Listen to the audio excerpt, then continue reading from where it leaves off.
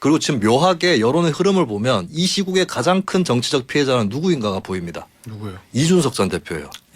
이준석 전 대표가 상징하는 것이 국민의힘은 지지하는데 대통령에 대한 부정평가를 하는 사람들. 예, 이 사람들이 봤을 때 정치적 대표자로 꼽을 수 있는 제1의 인물이 이준석 전 대표라고 볼 수 있거든요. 국민의힘에 있는 여러 정치인들 중에서 가장 네. 대통령 대척점이 있는. 그렇습니다. 근데 현재 대통령 지지율이 상승하고 여당 지지율까지 상회해버린다고 쳤을 때 이준석 전 대표가 여론 지형에서 발딛고 있는 그 입지는 좁아지고 있다라고 해석을 또 할 수 있습니다. 공간 자체가. 그러면 전당대에서도 소위 말하는 윤심 마케팅. 얘가 용산이랑 제일 친해. 뭐 이런. 이게 제일 큰 이 선거 구호가 될 수도 있겠네요. 윤석열 대통령 지지율이 30%가 안 될 때에도 국민의힘에서의 내부 장악력은 굉장히 컸거든요. 그럼 지금 40% 정도에 걸쳐져 있다고 한다면 더더욱 클 수밖에 없고 당원 투표 100%가 도입이 됐기 때문에 윤심에 대한 어떤 호소 이거는 강해질 수밖에 없는데 근데 거꾸로 대통령실이나 윤핵관 입장에서 지금 이 시국에 특정한 어느 주자의 힘을 실어줄 필요가 있는가? 누가 잘하나? 그 누가 잘하나를 보는 것 자체가 흐뭇합니다. 이렇게 될 수도 있는 거죠. 굳이 지금 한 명을 픽할 필요는 없다. 그렇죠. 김태현의 정치쇼. 자, 우리 지지율 얘기부터 좀 해보죠. 예. 윤석열 지지율 40%대? 야, 그러면은 이거 안착이라고 봐야 되는 거예요? 그렇습니다. 일단 조사 결과는 뭐 40%대 안착으로 나오고 있습니다. 뭐 좀 결과는 다르긴 합니다. 40%대 중반까지 나온 그런 결과도 있고요. 일단은 우리가 기준으로 하고 있는 리얼미터 결과입니다. 리얼미터가 미디어 트리뷴의 의뢰를 받아서 지난 19일부터 23일까지 실시한 조사입니다. 오늘 소개해드리는 모든 조사는 중앙선거여론조사심의위원회 또는 조사기관의 홈페이지에서 확인 가능합니다. 윤석열 대통령 긍정평가 41.2%, 직전 조사가 41.1%. 큰 변화는 아닙니다. 그래도 여전히 하여튼 40%대의 결과가 나왔다. 부정평가는 0.2%포인트가 하락한 56.6%로 나타났고요. 다른 조사 하나 더 말씀드리겠습니다. 지금 한국갤럽이 일단은 2주간 연말까지 조사를 쉬고 1월 6일 날 이제 금요일 결과 발표되니까요. 다른 조사는 미디어 토마토가 뉴스 토마토의 의뢰를 받아서 지난 19일부터 21일까지 실시한 조사입니다. 이 조사는 긍정평가 40.2%, 부정평가는 58.1%로 나타났습니다. 그러니까 40% 나오는 조사들은 대체적으로 40%대에 안착이 됐다고 보는데 제가 웃으면 안 되는데 지금 박민아님께서 파격적인 문자를 보내주셔가지고 배수진 코너를 늘려달랍니다. 예, 뭐 1시간 내지 1시간 반을 해도 될 것 같고요. 그냥 2시간 다 하실래요? 주 120시간은 어떻습니까? 야, 계속 계시겠다는 얘기구나. 참 좋습니다. 참 좋습니다. 예, 뭐 성대모사 폭발하고 있어요 지금. 방금 안철수 의원 성대모사인가요? 기대하겠습니다. 그러면 대통령 지지율 40%요. 이거 반짝 그런 거예요? 아니면 이제 완전히 40%도 안착했다. 이렇게 봐도 되는 거예요? 안착 국면인 것 같아요. 안착 국면? 네, 계속해서 지지율 상승세가 꾸준히 이어져 왔고 그리고 예전에는 지지율이 반등하다가 말고 다시 내려가던 그런 국면도 있었거든요. 근데 그렇죠. 지금 어느 정도 40% 초반에 걸쳐놓고 여기서 좀 계속 머무르고 있는 앞으로 더 오를 수도 있겠지만은 당장에 또 급락 요인이나 이런 것들을 보이지 않는 거거든요. 그렇다면은 어느 정도 안착했다라고 평가를 해도 괜찮을 것 같습니다. 물론 방심은 금물이겠지요. 김수빈 평론가 이야기대로 그 안착을 하게 된 또 다른 배경은 저는 도스태핑을 안 한 거. 그러니까 잔실수가 안 나온다 그렇죠. 이런 얘기인가요? 도스태핑 중단하고 난 이후부터 단호한 대응과 함께 계속해서 지지율이 올라가고 있거든요. 그러니까 보수층이 결집하는 지난 대선에서 윤석열 대통령의 투표에 이른바 윤찍 지지층 48.56%를 조금씩 결집해 나가고 있는 그런 국민이라고 봐야 되겠죠. 네. 여기 이런 보도가 있더라고요 최근에. 지난 23일 기준으로 볼 때 김건희 여사의 공개 일정 15개 중 단독 일정이 5개다. 그럼 예전보다 일정이 늘어나는 거잖아요. 네. 이 배경이 대통령의 지지율이 40%대로 안착하는 거와 관련이 좀 있어요? 그거는 뭐 속내나 의도는 알 수 없는 부분인데 좀 객관적으로 평가를 해봤을 때 조금 더 나와도 괜찮다라고 판단할 수 있는 요인은 됐다라고 볼 수 있겠습니다. 사실 궁극적으로 봤을 때는 뭐 이런 지적도 있었거든요. 그러니까 애초에 좀 등판을 하지 말고 좀 자제하는 게 낫다라고 했는데 이미 뚜껑은 열렸고 그 흐름을 타버렸단 말이죠. 근데 지지율이 오르지 않고 내려가니까 그때는 자제하는 김건희 영부인이 자제하는 행보를 취했습니다. 근데 그게 김건희 영부인 때문에 지지율이 내려갔다기보다는 지지율이 내려가다 보니까 발이 더 묶일 수밖에 없는. 예, 영부인 노출에도 자신감이 없어진 것이죠. 근데 최근에 지지율이 다시 오르니까 조금 더 이 행보가 늘어난 것이고 그리고 일단은 그동안의 여러 논란에도 불구하고 지지층이 재결집을 어느 정도 했기 때문에 영부인 문제로 단순히 다시 내려가지는 않을 거다. 이렇게 관측을 할 수 있겠죠. 다만 이제 영부인에 관련해서 남아있는 리스크들, 뭐 도이치모터스 의혹이라든지 이런 부분은 조금 더 지켜봐야 된다. 예, 이런 추세에 또 어느 정도는 맞춰서 갈 필요는 있을 것 같습니다. 알겠습니다. 이 대통령 입장에서는 이제 새해가 밝으면 그렇죠. 새해에 네. 이제 어떤 메시지를 보여주고 어떤 정책을 펴느냐가 또 지지율에 아주 중요하게 중요합니다. 영향을 줄 수밖에 연말 없는데. 연초 효과라고 그러거든요. 그죠. 네. 네. 이번에 보니까 신년 기자회견은 뭐 아직은 결정은 됐다고 하진 않지만 네. 뭐 안 하는 거로 일단은 방향은 잡혀가는 것 같습니다. 확정된 건 아니지만 예. 대신 신년사 생중계한다는 거잖아요. 그렇죠. 네. 여기서 나오는 메시지, 정책 그러니까 이런 게 지지율에 뭘 해야 도움이 될 것 같아요? 저는 어떤 내용이 들어가느냐가 중요한데 제가 거듭 이야기를 드렸던 것 중에 하나가 이제 칼럼을 썼던 게 윤석열 대통령은 육자북을 잡아야 된다. 육자북이요? 육자북은 뭐냐면 처음 들어보는 것 같은데 또. 이제 우선 선결집을 하는 게 뭐냐면 이게 좀 자꾸 새로운 게 나와요. 그죠? 네. 화제 하나씩 만드시면 거기 의미를 부여하시는 것 같은데. 장안에 하지 어떤 분들은 장안에 하죠. 노트를 써서 기록을 해요. 저 적게 뭐요? M여중부터 대륙주 네. 그리고 육자북인데 육자북. 일단은 이제 나 알아. 자기 지지층 그렇죠. 60대 자영업자 중. 그러니까 60대 그렇죠. 아니요 마지막에 육자북이니까 북한. 북한. 그게 이제 자는 뭐냐면 자영업층 결국 경제다. 저는 신년사의 내용이 60대 맞죠? 그래서 맞습니다. 너무 좋아하시네. 네, 그다음에 마지막은 북인데 북한도 살짝 지금 그 무인 항공기 때문에 뚫렸어. 그러니까 이제 계속 대통령의 지지율이 높아져 갔던 것이 단호한 대응 전략이었거든요. 그런데 지금 무인 항공기 뚫리면 안 되잖아요. 이것도 살짝 윤석열 대통령의 지금 지지율과 국정 운영에 좀 흠집이 날 수 있습니다. 왜 막았어야 되는데. 그러니까 마찬가지로 신년사에서도 육자북을 잡아야 된다는 이야기는 경제입니다. 물론 이제 노동 중요하고 연금 중요하고 교육 중요한지 모르는 사람은 없습니다. 그런데 교육이 금방 되는 게 아니거든요. 연금도 금방 안 될 겁니다. 그런데 당장 국민들은 내년이 고통스러울 거라 생각하기 때문에 저는 신년사에서 윤석열 대통령이 너무 복잡하지 않게 한 3가지 정도 어떤 경제 운영을 하겠다. 올해 2024년 저는 그 이야기를 해야 지지율이 올라갈 수 있다고 봅니다. 김수현 평론가는 네. 뭘 어떻게 보세요? 신년사에서 대통령이 어떤 메시지, 뭐에 대한 이야기, 뭐 이런 걸 해야 지지율이 확 뛸 수 있을까? 뭐 저도 마찬가지로 경제에 대한 얘기가 가장 중요한 게 아닐까 싶고 최근에 지지율이 어느 정도 상승해서 안착한 이유도 대통령이 경제에 관심이 있네? 라고 하는 인식이 확산되면서라고 보여지는 거거든요. 국민경제 점검회 이런 거 많이 하긴 했죠. 네, 그렇습니다.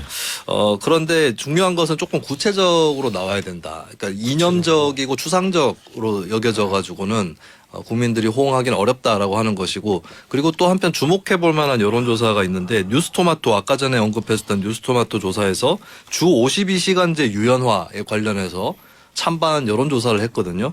찬성이 40.4% 반대가 48.5%가 나왔어요. 그러면 이게 어떻게 봐야 돼? 반대가 많은 거예요? 반대가 조금 더 많은데 좀 후하게 치더라도 반분된다 여론이. 근데 이런 정책만 계속 나올 경우는 여론의 분단 상태가 강해집니다. 그러면은 대통령 지지율이 긍정평가를 유지할 수 있을지라도 부정평가가 또 높기 때문에 그것을 허물 수는 없다라고 하는 거거든요. 그렇다면은 사실 윤석열 정부의 경제정책이라고 했을 때 전형적인 보수정부의 모습을 띠고 있는데 중도층이나 진보층 일부에서도 이 정책은 좋다. 해야 된다. 이런 것들이 좀 제시될 필요가 있어요. 예. 굉장히 좋은 아이디어인데 이제 대통령 지지율이 앞으로 좀 더 공략해야 되는 것은 또 흡수하기 위해서 노력해야 되는 대상은 누구냐면은 결국 중도층과 MZ 세대거든요. 그럼 청년 세대에 이 청년 정책이 좀 나와야 된다. 그런데 우리가 노동도 그렇고 또 그렇고 연금도 그렇고 교육이 뭐 특별하게 청년 정책은 아니거든요. 청년들이 가장 원하는 건 일자리이기 때문에 저는 윤석열 대통령이 좀 더 일자리를 만들 수 있는 이걸 뭐 지어 짜낼 수는 없을 거예요. 그리고 공공 일자리를 늘리는 거는 신자유주의 노선에도 맞지 않는 것이기 때문에 좀 더 독려하는 그러니까 정부도 잘해 나갈 테니까 뭐 기업들도 일자리를 더 만들자. 일자리를 더 만든 기업에 대해서는 인센티브를 충분히 주겠다. 이런 전략도 괜찮을 것 같아요. 알겠습니다. 자, 요거 좀 볼게요. 저 개인적으로 되게 저는 좀 제가 주의 깊게 보는 전통적 여론조사 지표가 있는데 저는 대통령 지지율하고 여당 지지율의 관계. 저 이건 좀 저 보거든요. 근데 지금 보니까 대통령 지지율이 국민의힘 지지율 넘었어요? 그렇죠. 조금 넘는 이제 조사도 있는데. 원래는 당 지지율이 좀 앞서 있었잖아요. 그렇죠. 또 하나는 뭐냐면 대통령의 지지율이 국민의힘 지지율을 견인하고 있어요. 그러니까 대통령이 국민의힘 지지율을 따라가는 것이 아니라 대통령의 지지율이 국민의힘 지지율을 이끌고 가고 있다. 그러니까 대통령이 주도권을 잡을 수밖에 없죠. 그러다 보니까 전당대회도 윤심 이야기가 나오는 것이고 심지어는 2024년 총선에 대해서도 대통령 지지율이 오히려 더 핵심적이다. 이런 이야기가 나오고 있는 상황이거든요. 그러니까 대통령의 지지율이 높고 더군다나 여당의 지지율보다 높으면 그 주도권은 누가 진다? 대통령이 지고 갈 수 있다고 봐야 되겠죠. 김수현 평론가 네. 동의하세요? 저는 국정 목표 중에 하나가 돼야 된다. 대통령 지지율이 여당 지지율보다 높은 것은 국정 목표까지요? 예, 왜냐하면 뭐 그게 다는 아니겠지만 다는 중요한 잣대 중에 하나거든요.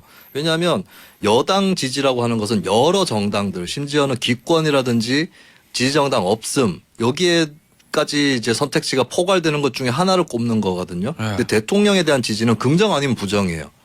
그렇다면은 구조적으로 대통령 네. 지지율 숫자가 많이 나올 수밖에 없는 거예요. 예를 들면 오지선다형이랑 OX 퀴즈랑 여기서 어디서 정답률이 더 높겠습니까? OX. 예, 그렇죠. 그렇기 때문에 대통령 지지율이 여당 지지율보다 높아야 된다. 낮으면 기본적으로. 그게 정말 문제가 있는 거구나. 그렇습니다. 그 예를 들어서 대통령 지지율이 60%다 그러면 뭐 한국 정치 역사를 보면 높네. 상당하네. 이런 말이 나오지 않겠어요? 근데 정당 지지율은 죽어도 60%가 안 될 거거든요. 네, 그건 비민주 국가에 가까울 거기 때문에 그렇다면 대통령 지지율 여당 지지율보다 높아야 되는 거고 그리고 지금 묘하게 여론의 흐름을 보면 이 시국의 가장 큰 정치적 피해자는 누구인가가 보입니다. 누구예요? 이준석 전 대표예요. 이준석 전 대표가 상징하는 것이 국민의힘은 지지하는데 대통령에 대한 부정평가를 하는 사람들. 예, 이 사람들이 봤을 때 정치적 대표자로 꼽을 수 있는 제1의 인물이 이준석 전 대표라고 볼 수 있거든요. 국민의힘에 있는 여러 정치인들 중에서 가장 대통령 대척점이 있는. 그렇습니다. 근데 현재 대통령 지지율이 상승하고 여당 지지율까지 상회해버린다고 쳤을 때 이준석 전 대표가 여론 지형에서 발딛고 있는 그 입지는 좁아지고 있다라고 해석을 또 할 수 있습니다. 공간 자체가. 그러면 전당대회에서도 소위 말하는 윤심 마케팅. 얘가 용산이랑 제일 친해. 뭐 이런. 이게 제일 큰 이 선거 구호가 될 수도 있겠네요. 윤석열 대통령 지지율이 30%가 안 될 때에도 국민의힘에서의 내부 장악력은 굉장히 컸거든요. 그럼 지금 40% 정도에 걸쳐져 있다고 한다면 더더욱 클 수밖에 없고 당원 투표 100%가 도입이 됐기 때문에 윤심에 대한 어떤 호소 이거는 강해질 수밖에 없는데 근데 거꾸로 대통령실이나 윤핵관 입장에서 지금 이 시국에 특정한 어느 주자에 힘을 실어줄 필요가 있는가? 누가 잘하나?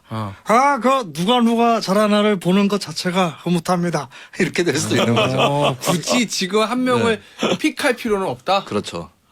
픽하기도 쉽지가 않은 거죠. 왜냐하면은 오히려 지금 장악 능력이 있고 영향력이 있는 것은 윤석열 대통령의 지지율이니까 대통령이 왜 지금 전당대회도 영향을 주고 총선에도 영향을 줄 수밖에 없냐면 60대 70대 이상을 단단히 결집하고 있는 것이 대통령의 지지율이거든요. 또 대구 경북도 마찬가지고 부산 울산 경남 국민의힘 지지층도 그렇고 그런데 대통령과 어깨를 나란히 할 만한 지금 당내에 인사가 있냐면 없어요.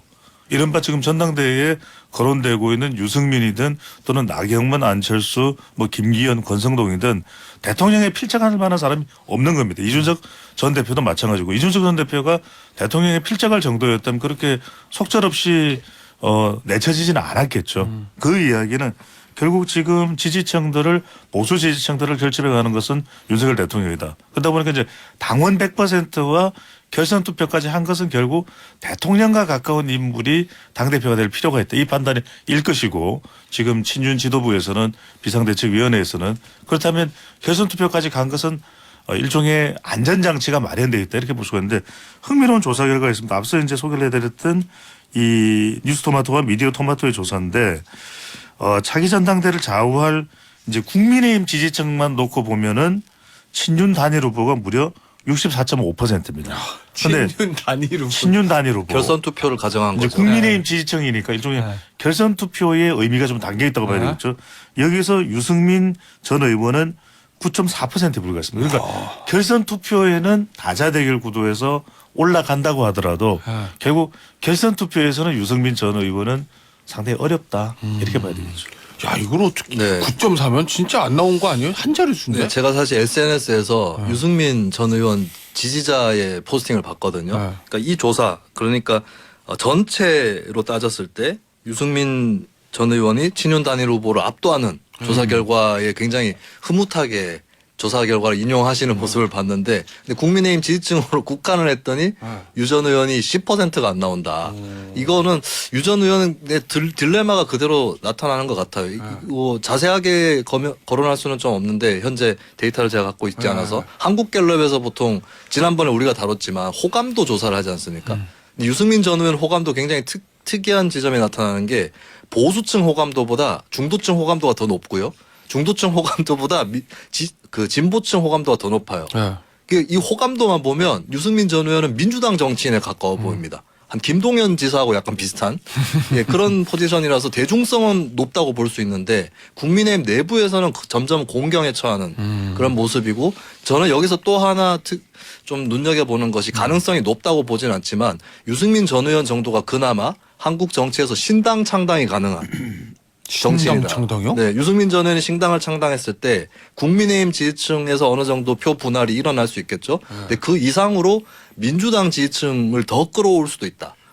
그렇게 된다면 유 전 의원 입장에서 물론 그럴 생각은 없겠지만 왠지 예전에 다 실패를 해가지고. 네, 신당은. 내가 신당을 창당해서 보수층이 갈라지는 것보다 오히려 민주당 확장성이 무너지는 효과가 더 크다. 네. 이렇게도 생각을 하게 된다면 그러면 신당 창당까지도 가능한 거죠. 이 대목에서 유승민 전 의원 성대모사가 안 되는 게 참 어렵습니다. 안타깝네요. 네. 신당 안 합니다 저는.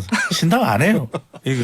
네. 저도 안 할 거라고는 보는데 근데 객관적 잠재력으로 숫자 자체는. 그것이 가능한 얼마 되지 않는 정치인 중에 하나다. 근데 이제 신당 창당하더라도 민주당 지지층들이 실제로 올 건지 여부는 저는 그건 단언하기 어려울 것 같습니다. 왜냐하면은 그래도 민주당 지지층들은 반윤 성격이 강하고 그렇다고 해서 유승민 전 의원에 가겠느냐. 근데 이제 이 뉴스토마토와 미디어토마토 조사를 보면 상당히 오히려 국민의힘 반대 세력에서의 지지를 많이 받고 있다. 유승민 전 의원이.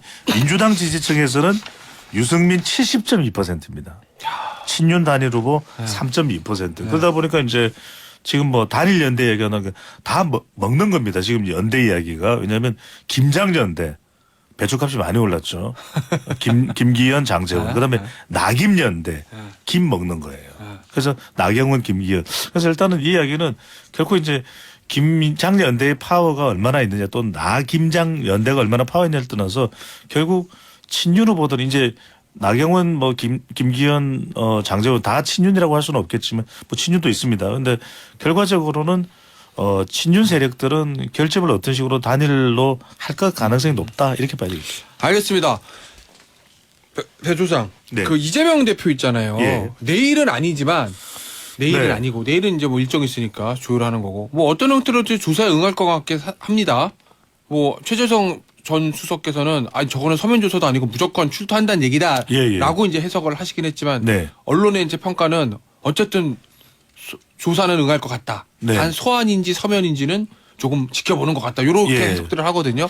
어찌됐건. 저는 그렇게 되는 이유가 결과적으로는 제가 이제 칼럼을 쓰긴 했습니다만 뭐 소환에 응하는 것이 민주당 지지율이 더 유리하다. 왜 그러냐면 결국 지금 민주당 지지율이 상대적으로 국민의힘에 비해서 좀 정체돼 있거나 뒷걸음질을 치는 이유는 왜 대통령 부정평가가 높으면 그걸 다 빨아들일 수 있는 좀 반사이익을 누려야 되는데 못 누리는 이유는 결국 이재명 대표한테 달려 있습니다. 그래서 오히려 저는 뭐 조의를 하든 어쨌든 간에 더 당당하게 나무 왜 이러냐 검찰 왜 이래 이러면서 오히려 더 이재명 대표가 정면 돌파를 할 때 누가 좀 더 흡수가 될 수 있느냐.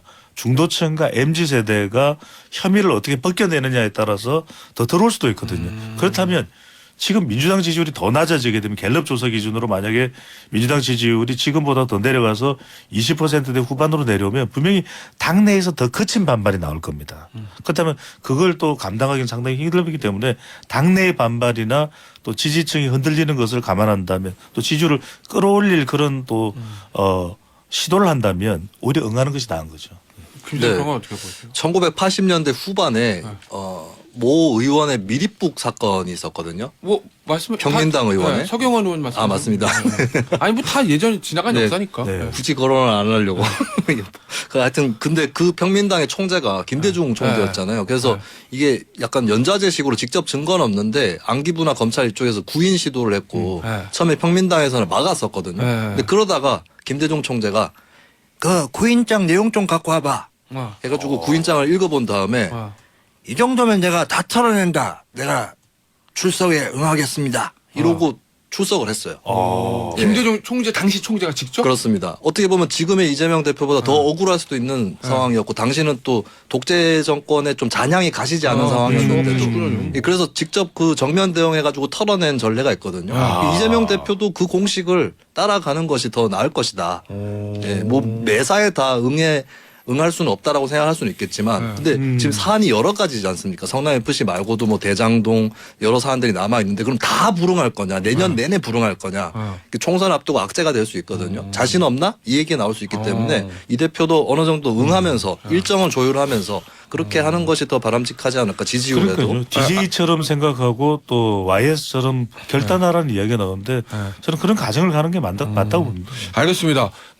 변종찬 선수 마지막 예. 질문이에요. 예. 요거 이재명 대표 관련된 빅데이터 반응 어때요? 그렇습니다. 28일도 운명의 날인데 지금 이재명 대표 소환이나 노웅래 의원의 체포 동의안에 대해서 상당히 좀 부정적입니다. 그러니까 어떻게 대응하느냐에 따라서 개인에 대한 영향뿐만 아니라 민주당에 대한 영향을 상당히 줄 수 있다. 이재명 소환을 했을 때 나오는 연관어들이 뭐 윤석열, 김건희, 이재명 그 이름도 있지만은 좀 대체적으로 좀 부정적인 그런 연관어들이 있고요. 노웅래 체포와 관련해서 뇌물수수 혐의, 불법 정치 자금, 역차별, 일방적 마녀 상황, 약간 좀 동정적인 여론도 있긴 합니다만 상당히 부정적인 여론을 어떻게 다루느냐가 중요할 수밖에 없습니다. 알겠습니다. 오늘 배수진 시간 여기서 마무리하죠. 지금까지 배종찬 소장, 김수민 평론가였습니다. 감사합니다. 고맙습니다. 감사합니다.